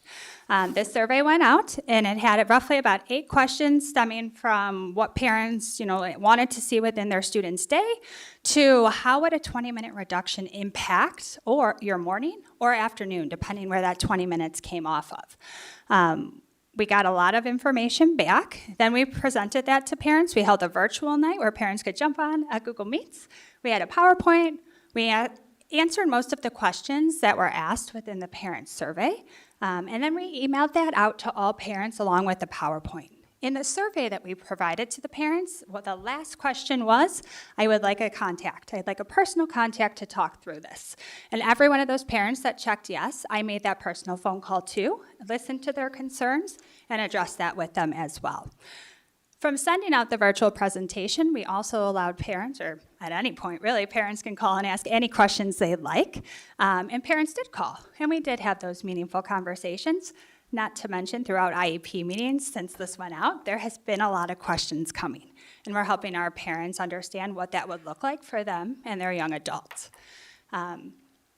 We also noticed from this survey that the biggest concern parents had was, if you end my day early, what do we do? As a working mother, if my kid's day was in 20 minutes, I'd be trying to wonder, what do I do with them when I still have to be at work? And so we're working in collaboration with NWSRA to have them either come here or pick up our students and bring them to another spot. Katie, Yes. say what NWSRA is. Oh, NWSRA, and I should know what it stands for. Northwest Suburban Special, on the spot, Alva, I'm so sorry, I get nervous. Northwest Recreation. Yes, thank you. Yeah, we tend to do alphabet soup in We do. education. Yeah, and absolutely when you do. have an audience, you know. Yes, thank you. So we are partnering with them for them to provide services for our students here, so parents don't have to look to leave their job early to come and pick up. And also, what a great additional socialization time for our students with their peers as well. I appreciate you listening to me tonight. Is there any questions that I can answer for you at this time? Okay, board members. Yes, Yes, Dr. so Chung. First, thank you so much, Katie, for your presentation. I just want to start by saying kudos to our LIFE program for really doing an excellent job preparing students for life after high school. And I thought a perfect example of that pop-up restaurant held by the LIFE students in Becky Kennedy and Jeff Mason's class a couple weeks ago. It was fantastic. I know Mr. Dustling and I know many others were there as well. But it was such a meaningful and helpful and real life learning opportunity. So yeah, thank you for that. I did have one question about the proposed changes. Overall, I think the rationale makes a lot of sense and in a lot of ways. You mentioned that the main parent concern was about that maybe accommodating the earlier dismissal and how to, in terms of care or how to fill that time. Would you say that if NWSRA was able to offer some after-school options, would that address the majority of parent I believe so. concerns? Okay. Yes.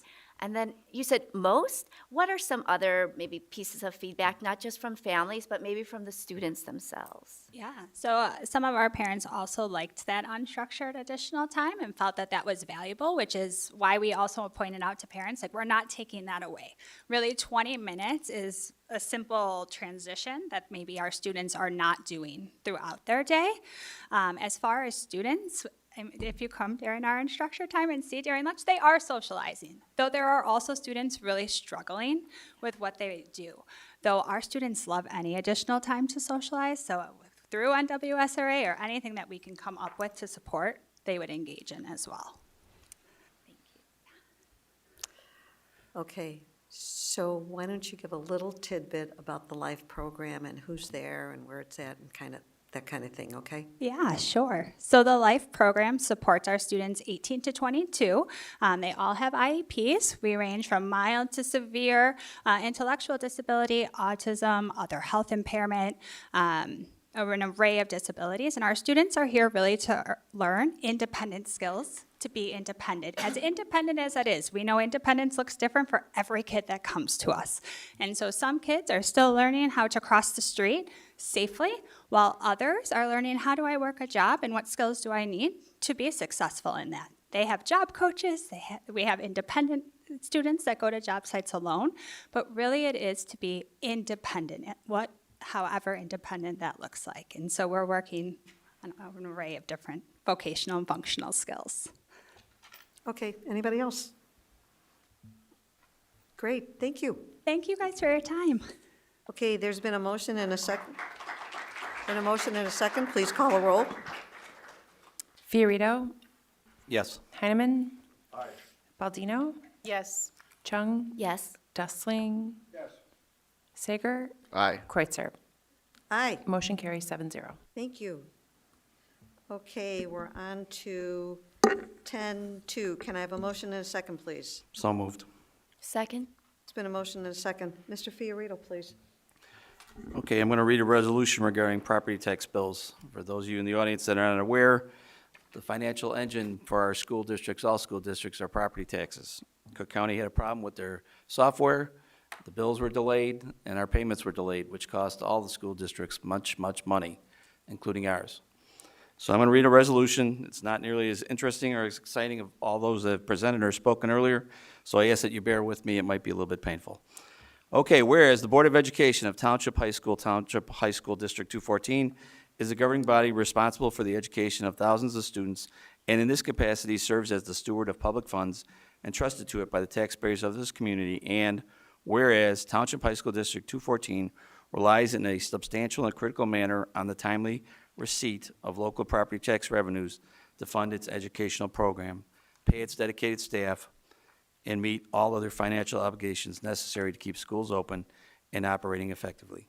And whereas the Cook County Assessor is statutorily responsible for the determination of property tax assessments, with those assessments subject to review by the Cook County Board of Review, and whereas the Cook County Clerk is statutorily responsible for the calculation of tax rates for all taxing bodies in Cook County, and whereas the Cook County Treasurer is statutorily responsible for the billing and distribution of property tax revenues to Township High School District 214 and all other taxing bodies within Cook County, and whereas the second installment of Cook County property tax bills are typically issued in late June with an August 1st due date, and Cook County taxing districts, including our own Township High School District 214, rely on a predictable cycle of property tax collection and distribution, and whereas for the second installment property tax bills for 2024 tax year, the tax bills were not issued until November 16th with a December 15th, 2025 due date, making the second installment more than 4 months delinquent. And whereas the significant delinquency has been attributed to ongoing computer system issues with outside vendor Tyler Technologies and admin delays within the Treasurer's Office, and whereas the failure to issue property tax bills in a timely manner has created predictable cash flow concerns for Township High School District 214, jeopardizing the district's ability to meet its financial obligations, including but not limited to payroll and vendor payments without incurring debt. Whereas the failure to issue a property tax bills and distribute funds to school districts and other taxing bodies have resulted in a significant loss in interest earnings for Township High School District 214. And whereas this loss of revenue will result in decreased funds that would otherwise be dedicated to the classroom and education of our students and place an unnecessary burden on our local taxpayers.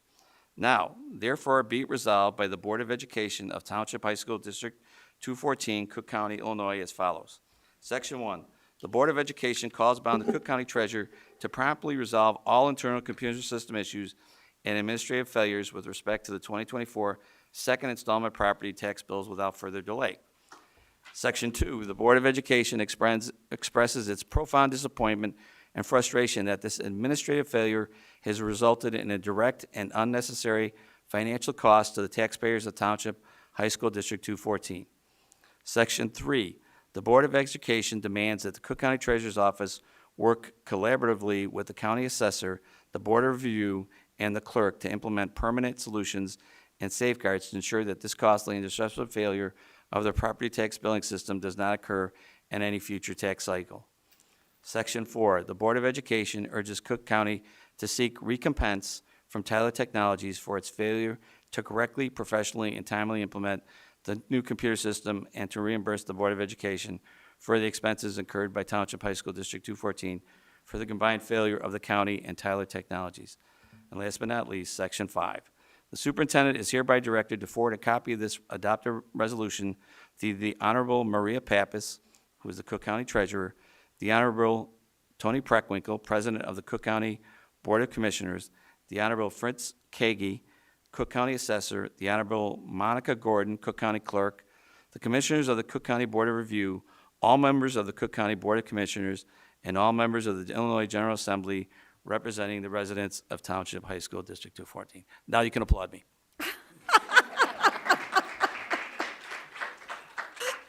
Okay, Dr. Rowe. I would just add that this has been a pretty long journey of one that honestly I never expected or fathomed we could have a breakdown of this magnitude. We all expect the systems of our governments to flow without breakdown. And while we understand when administrative errors occur, the lack of collaboration and ownership of mistakes and a willingness to work to fix them creates a level of frustration. So I appreciate the board's support in this. In totality, Cook County school districts are owed $122 million. Non-CPS school districts are owed about $60 million, and the school districts that had to take tax anticipation warrants, basically a forward loan on your property taxes. District 214 fortunately did not have to take that step. However, we did not realize about $900,000 in interest income that should be in our classrooms. And Cook County is responsible for that. So I appreciate the support. I will happily email all of this resolution to those elected officials. Thank you.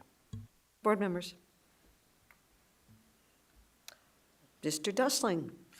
The unfortunate thing about this is deja vu. The same thing happened in 2007 when the state couldn't get their act together and didn't approve the budget for the state until way into December. We lost $1.5 million worth of interest on our investments.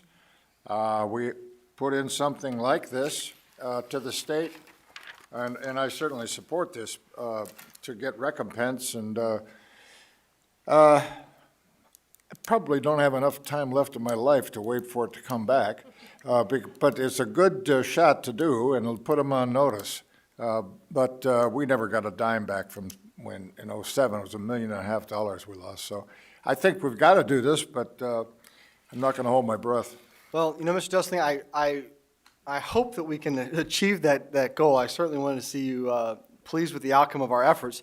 There is a pretty strong contingency of school superintendents in the county, which I'm a part of, that is putting the pressure on the Cook County Board of Commissioners, but also communicating with our legislators. And there's currently a bill in the Senate sponsored by Senator Lightford of Western Cook County, and then a House bill sponsored by our own Mary Beth Canty. Representative Canty's bill is calling for increased communication, but also the bridge loan that the county offered to try and help bridge between the revenues. The difficulty is that the loan requirements were so stringent that no one was actually eligible for it. So, so it's calling for a no-interest loan to any school district if this were to happen again. And then Senator Lightford's bill is actually calling for the reimbursement from Cook County to school districts. So we're obviously in support of those bills. Hopefully, Springfield can come to our aid and help us solve this problem. Certainly, certainly. And Dr. Rowe, I appreciate that you went before the county board, and the superintendent, CSBOs, and a couple residents went before the county board a few weeks ago expressing their concern over what has happened. And moving forward, Justin, did we get an email that tax bills are going out March 1st? Yeah, did I see that? Yeah, their spring tax bills are delayed by 1 month. Yeah, again, okay, here we go. Okay, thank you. There's been a motion and a second. Please call the roll. Fiorito? Yes. Chung? Yes. Baldino? Yes. Dustling? Yes. Heineman? Aye. Sager? Aye. Kreutzer? Aye. Motion carries 7-0. Okay, motion and a second for 10.3, please. So moved. Second. A second. Ms. Baldino, please. Going to read the resolution regarding school access, student privacy, and immigration enforcement actions, consistent with the Safe Schools for All Act. Whereas the Board of Education of Township High School District 214 is committed to maintaining safe, orderly, and welcoming school environments where all students can learn without disruption. Whereas Illinois law provides that no child may be denied access to a free public elementary or secondary education based on the child's actual or perceived immigration or citizenship status or that of the child's parent or guardian, as codified in the Safe Schools for All Act, Public Act 104-0288. Whereas the Safe Schools for All Act requires school districts to protect the integrity of school learning environments and to ensure that no student or parent is discouraged from attending or participating in school due to the threat of immigration enforcement activity on school property. Whereas the district is required to comply with the Family Educational Rights and Privacy Act and the Illinois School Student Records Act, which governs the collection, maintenance, and disclosure of student records and personally identifiable information. Whereas the Illinois State Board of Education has issued guidance clarifying district responsibilities related to requests from law enforcement agencies, including immigration enforcement agencies, to enter school facilities or access students or student records, and distinguishing between judicial warrants, non-judicial warrants, subpoenas, and other documents. Whereas the district routinely cooperates with law enforcement agencies on matters involving student safety, emergency response, and criminal investigations consistent with applicable law. Whereas the district has a responsibility to manage and control the use of district property and resources for educational purposes, and to prevent use of school facilities in a manner that interferes with school operations or undermines a learning environment. Now therefore be it resolved that the Board of Education of Township High School District 214 affirms the following principles and directives consistent with 105 ILCS 5/22-105 and related guidance. Number 1, commitment to access and non-discrimination. The district affirms that no student shall be excluded from participation in or denied the benefits of any district program or activity on the basis of the student's or the student's parents' or guardians' actual or perceived citizenship or immigration status. Number 2, protection of school learning environment. District property exists to support the district's educational mission. The district shall manage its facilities, resources, and operations to protect the integrity of school learning environments and to minimize disruptions to instruction and student services. Number 3, use of district property. The district shall not permit district property, facilities, equipment, or staff resources to be used for civil immigration enforcement activities unrelated to district operations, including staging, briefing, or similar uses, except where required by a valid judicial order. Number 4, requests for access to schools, students, or non-public areas. Any request by law enforcement personnel, including immigration enforcement agents, to enter a school building, access non-public areas of district property, or access a student during the school day shall be referred immediately to an authorized district administrator designated by the superintendent and reviewed in consultation with district legal counsel. Number 5, the Board of Education directs the superintendent or designee to install signage at the entrance of each school campus outlining the district's expectations for adherence to this board action. The district shall not provide voluntary access to non-public areas of district property or to students for questioning, interview, or removal unless consistent with the law and subject to a judicial-issued warrant. Furthermore, for safety reasons, no member of District 214 community, including students and staff, should approach or engage with any immigration enforcement activity occurring on or near district property. Any concern should be immediately directed to his designated district administrator. Thank you. Board members, can open, Mr. Dustling. Bill, do you have something to say? Pardon me? Do you have something to say? No, I think it's all said in the. Okay, I'm just opening up. Mr. Fiorito, please. First, I'd like to thank all the students that spoke today. I thought you guys were very articulate in how you describe situations that I personally can't stand in your shoes. So I thank you for coming out tonight and expressing your opinion. It's up to our job to listen. As a board member, we have 2 top goals. It's 1 and 1A. And 1 is the safety of all of our students and all of our staff members. And 1A is the education of our students. So as a board member, it's our responsibility to make sure that we all stay safe.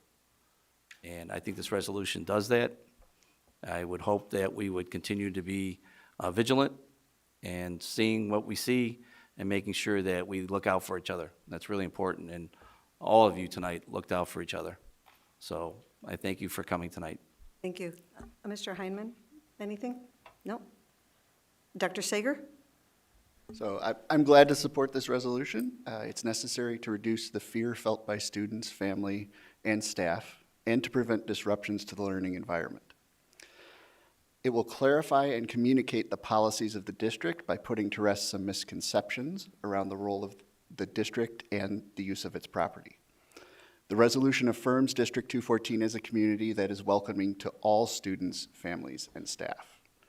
It will keep the focus of our campuses where it should always be, on the education of students.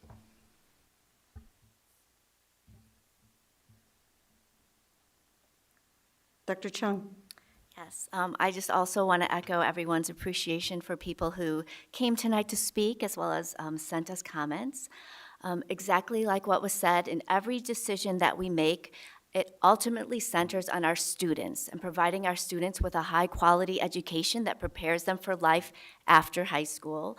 And our number one priority when it comes to students is safety, because safety matters first. No learning is going to take place when students aren't safe or don't feel safe.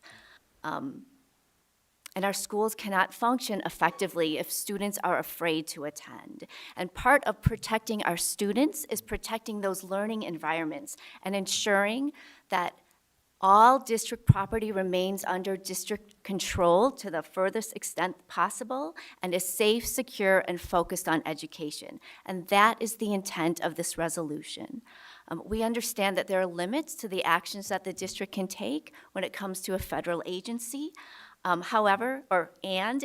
If you read this resolution, you know that enforceability really isn't an issue because of the language that the resolution states. It really focuses on things that are under the district's control. So our actions, our responses, in a way that's within the scope of our legal authority. So we are committed to providing a safe and uninterrupted learning environment where everyone in our buildings feels like safe, no fears, no disruptions, and can really focus on education. And that's what this resolution seeks to protect. Thank you. Ms. Baldino, please. I want to thank the students for coming tonight, and you spoke so clearly. You spoke so passionately, and you asked us to ensure that our schools remain safe and welcoming places that are focused on learning. Not fear. And I hear you, I see you, and I think your voices really stood out tonight. This resolution reinforces a lot of things that the school district is also doing. And I want to also highlight, though, the importance of the signage that is required by this resolution. Clear, visible signage at all of our school buildings reinforces our expectations and communicates to students, staff, family members, and the community at large that District 214 campuses are for educational use, not for civil immigration enforcement activities. And I think this transparency supports the welcoming climate that our strategic plan envisions. Our strategic plan calls on us to build learning environments where every individual feels a genuine sense of belonging, where relationships are really strong, and where safety is foundational to student success. So I'm proud to support this resolution tonight. Thank you. Okay, so I'm going to read a statement, and I want to tell the Board of Education and the public that I am not against this resolution. I have several questions about the implementation of this resolution. So please don't misunderstand what I have to say, that I'm against this at all. But I have several questions that have not been answered. And just let me read my statement. Forgot. Students, you did a wonderful job. I love it. I wish the public would hear your great stories, how eloquent you are at the podium. We have a great district here, and it shows by you standing up for what you believe is right. So I really appreciate all you students coming out. Hey.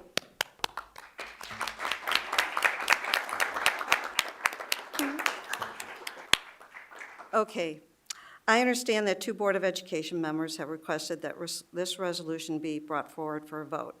I also understand that several neighboring districts have passed similar resolutions. That leads me to ask, are we simply following the lead of others without fully considering the implications of our own district? I want to be very clear to the public. I am not opposing student safety or this resolution. I fully support policies and practices that ensure the safety and well-being of our students and staff. In fact, our district already has established safety policies and procedures in place. Earlier this year, the administration distributed guidance not once but twice, outlining procedures staff must follow if and when any branch of law enforcement enters our buildings. Additionally, in recent years, the district has hired not 1, but 2 security administrators to strengthen our safety infrastructure. While I cannot discuss specific security measures publicly, I can speak generally. We have personnel who patrol both inside and outside the buildings. I have spoken directly with our Director of Security, who is a retired law enforcement professional, regarding the implementation of this resolution. I have also consulted with both active and retired law enforcement officials who serve in administrator and operational roles. In addition, I have spoken with local municipal leaders and sought the guidance from a school attorney who is not affiliated with the district. I have reviewed the Trust Act as well as materials and guidance from the Illinois Association of School Boards and applicable state law. Through this research and these conversations, the prevailing view appears to be that local law enforcement will not respond or take action against federal officials who choose to use school property for staging purposes. Could such a situation arise? No one can say with certainty. However, one school attorney described this resolution as performative. Therefore, I have several questions that remain unanswered. Have we contacted all of our municipalities to determine whether they will respond if we post signage? Is this resolution truly actionable? I have heard board members in other districts that have passed similar resolutions acknowledge that it's not enforceable. In this case, what is the purpose? What is the realistic probability that local law enforcement would arrest or intervene against federal law enforcement? Have we asked our SROs, school resource officers, as well as school administrators, if their role, if there is such an occurrence? In other words, procedures. I want to reiterate, I'm deeply concerned about what's going on out there. I can't tell you how much it bothers me. When the administration can provide clear answers to these questions, I am open to reconsidering my vote. In the absence of that information, per Robert's rules, lack of sufficient information, I will abstain. Let me reiterate, I am fully committed to creating and enforcing policies that foster a safe and secure environment for all students and staff. My position is not opposing safety. It is about ensuring that the action we take is meaningful, lawful, and effective. Call the roll, please. Baldino, Yes. Sager, Aye. Chung, Yes. Fiorito, Yes. Dustling, Yes. Heineman, Aye. Kreutzer. Abstain. Motion carries 6-0 with 1 abstaining. Thank you. Moving on to 10-4. Motion and a second, please. So moved. Second. Ms. Kraft, please. The next several roll call action items fall under Human Resources. The first two, 10-4 and 10-5, are approvals that are tied to our reduction in force, one for our Custodial and Maintenance Association, and one that is a reduction in force of our Education Association personnel. All of those employees that are affected by those reductions in force have positions in their respective unions. 10-6, 10-7, 10-8, and 10-9 speak to our staff that are being part-time released. That happens every year. That's one of our procedures. Second approval is for the reassignment of administrators into our Education Association positions. The third of these is the non-renewal of 2 staff members, and the last of these is the reemployment of some of the part-time staff members, even some who had just been released by the board, but who we know we have part-time positions for next school year. Okay, so, so we'll do 10-4 first. I wanted Kate to go through all of these, and then we're just going to go, a motion and a second, please. So we have a motion and a second for 10-4. Please call the roll. Fiorito? Yes. Baldino? Yes. Chung? Yes. Dustling? Heineman? Aye. Sager? Aye. Kreitzer? Aye. Motion carries 7-0. Thank you. Motion and a second for 10-5, please. So moved. Second? Discussion? I forgot that last time. Call the roll. Sager? Aye. Chung? Yes. Baldino? Yes. Dustling? Fiorito? Yes. Heineman? Aye. Kreitzer? Aye. Motion carries 7-0. Motion and a second for 10-6, please. So moved. Second? Discussion? Call the roll. Sager? Aye. Baldino? Yes. Chung? Yes. Dustling? Fiorito? Abstain. Heineman? Aye. Kreitzer? Aye. Motion carries 6-0 with 1 abstaining. Motion and a second for 10-7, please. So moved. Second. Discussion? Call the roll. Sager? Aye. Fiorito? Yes. Baldino? Yes. Chung? Yes. Dustling? Yes. Heineman? Aye. Kreitzer? Aye. Motion carries 7-0.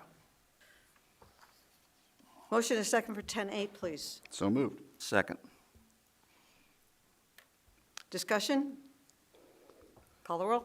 Sager? Aye. Fiorito? Yes. Baldino? Yes. Chung? Yes. Dustling? Heineman? Aye. Kreitzer? Aye. Motion carries 7-0. One more. Motion and a second for 10-9, please. So moved. Second? Discussion? Call the roll. Sager? Aye. Chung? Yes. Baldino? Yes. Dustling? Yes. Fiorito? Yes. Heineman? Aye. Kreitzer? Aye. Motion carries 7-0. Okay, we have 2 informational items, but we are going to go back into closed session. Can I have a motion and a second to go back to closed session for board self-evaluation? So moved? Second? Call the roll. Chung? Yes. Baldino? Yes. Dustling? Yes. Fiorito? Yes. Heineman? Aye. Sager? Aye. Kreitzer? Aye. Motion carries 7-0. Okay, for members of the public, we are going into closed session. We will not have action after closed session. So, hey, everybody, thanks for coming. Really appreciate all your comments. Thank you very much.